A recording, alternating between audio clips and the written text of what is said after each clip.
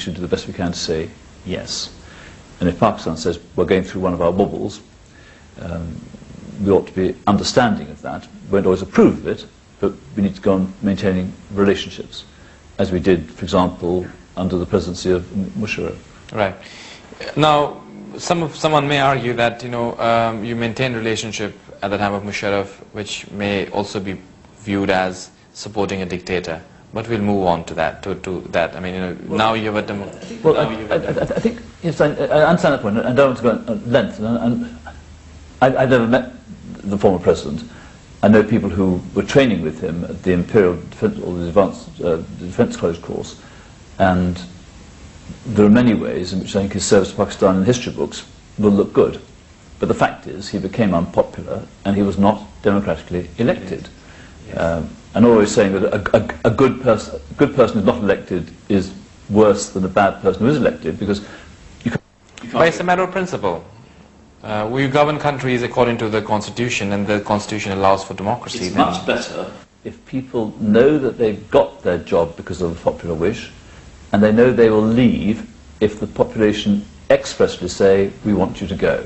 And let's move on to, we're coming to the end of the program, but I want to talk about David Cameron, because of course he is the leader of your party. Many people say Prime Minister in waiting. How we will have a different Britain under David Cameron if he was to be elected.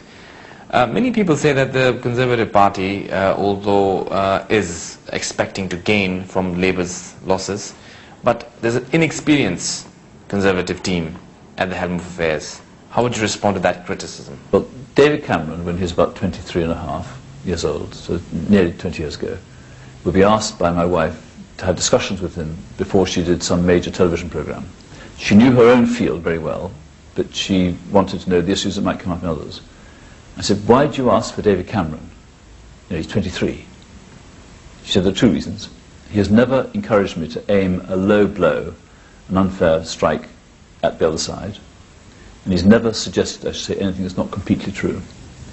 If people are like that when they're 23, when they're 43, you can believe they've got better.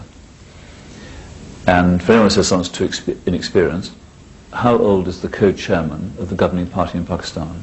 Is he 21 yet? But he's not involved with the running of the country. Well, he's in a party. David Cameron is presently a party leader. I think that's a good point I put to you.